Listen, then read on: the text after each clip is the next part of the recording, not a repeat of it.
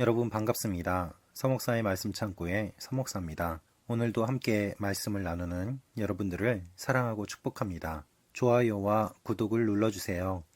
여러분과 함께 더 많은 말씀들을 나누기 원합니다. 오늘은 베드로전서 4장 12절에서 19절 말씀입니다. 오늘 말씀은 베드로가 환난을 당하는 것이 왜 복이 되는지에 대한 내용을 이야기하고 있습니다. 베드로는 성도들을 권면하면서 앞으로 환난이 올 것인데 이 환난이 올 때에 오히려 기뻐하라고 이야기합니다. 기뻐해야 하는 이유가 두 가지 있습니다.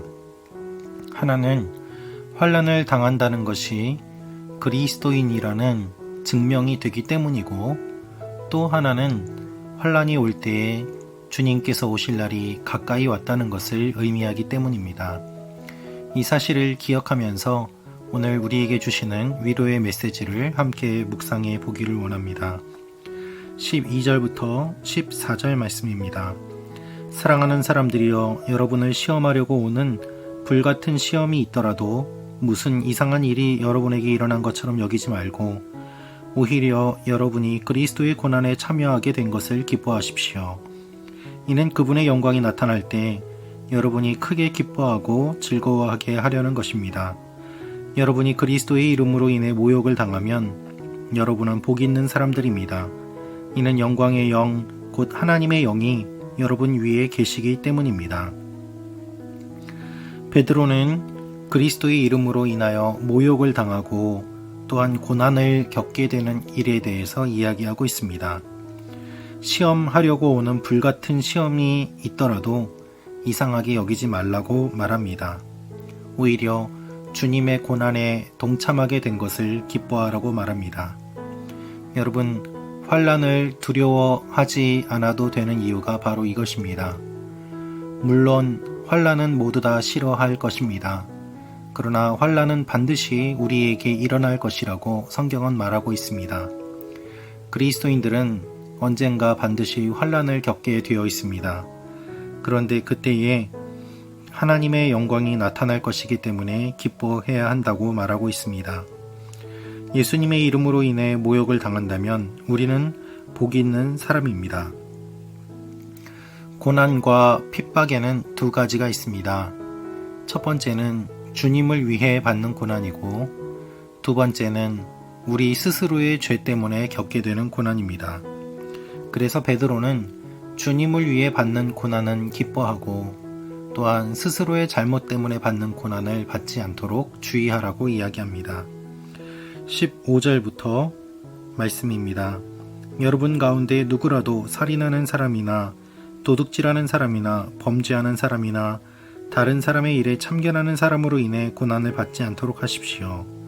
그러나 여러분이 그리스도의 사람으로 고난을 받는다면 부끄러워하지 말고 도리어 그 이름으로 하나님께 영광을 돌리십시오. 그렇습니다, 여러분. 우리가 우리의 잘못 때문에, 우리의 죄 때문에 고난을 받는다면 부끄러워해야 하지만, 그렇지 않고 그리스도의 사람으로 고난을 받는다면 부끄러워하지 말라고 이야기하고 있습니다. 우리가 겪는 대부분의 고난은 사실 우리 스스로의 잘못 때문에 겪게 되는 고난입니다. 우리가 겪게 되는 환난과 핍박은 주님 때문에 받는다고 이야기하지만 사실 우리 스스로의 죄악과 잘못 때문에 받게 되는 것들이 대부분이고, 주님을 위해 받는 고난은 별로 없음을 솔직하게 고백해야 합니다. 그러나 실제로 주님의 이름 때문에 고난을 받는 것도 사실입니다. 그럴 때에는 기뻐해야만 합니다. 기뻐할 수 있는 이유가 두 가지 있는데, 하나는 그리스도인이기 때문에 고난을 받는 것이고, 또 하나는 주님께서 다시 오실 날이 가까웠기 때문에 기뻐할 수 있는 것입니다. 17절부터 19절 말씀입니다. 이는 하나님의 집에서 심판을 시작할 때가 됐기 때문입니다. 만일 심판이 우리에게서 시작된다면 하나님의 복음에 순종하지 않는 사람들의 결국이 어떠하겠습니까? 또 의인이 겨우 구원을 받는다면 경건하지 못한 사람과 죄인은 어떻게 되겠습니까? 그러므로 하나님의 뜻을 따라 고난을 받는 사람들은 계속 선한 일을 행하는 가운데 자기의 영혼을 신실하신 창조주께 맡기십시오. 그리스도인들이 고난을 받는다면 그것은 하나님의 심판이 시작되었다는 것을 의미합니다. 하나님의 심판이 시작되었다면 하나님의 백성들에게 받는 이 고난, 이것에 비해서 하나님을 믿지 않는 그 사람들이 받게 되는 심판은 얼마나 크겠습니까? 그래서 베드로는 오히려 기뻐하라고 이야기하는 것입니다. 의인이 겨우 구원받는다면 경건하지 못한 사람과 죄인은 어떻게 되겠는가 라고 말하고 있습니다. 그래서 우리가 고난 가운데 환난과 핍박 가운데서 해야 될 것은 계속 선한 일을 하는 것입니다. 그리고 우리의 영혼을 하나님께 맡기는 것입니다. 여러분, 우리의 영혼을 하나님께 맡깁시다. 코로나 가운데 우리는 어려움을 겪고 있습니다. 그러나 우리가 겪고 있는 어려움이 주님 때문에 겪는 것입니까? 우리의 잘못 때문에 겪는 것입니까?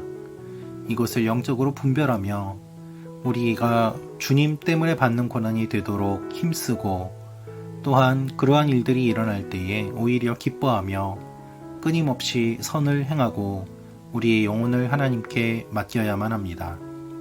오늘 하루도 하나님께 영혼을 맡기는 하루가 되기를 원합니다. 하나님이 우리를 붙잡아 주십니다. 또한 우리의 영혼이 우리의 것이 아님을 하나님 앞에 고백할 때 하나님께서 우리의 영혼을 받아주시고 책임져 주실 것입니다. 하나님은 우리의 아버지시기 때문입니다. 오늘도 신실하게 아버지를 사모하며 나아가는 여러분과 제가 되기를 원합니다. 기도하겠습니다. 아버지 하나님, 고난이 찾아오고 환난이 찾아올 것입니다. 두려워하지 않게 하시고 기뻐하게 하옵소서.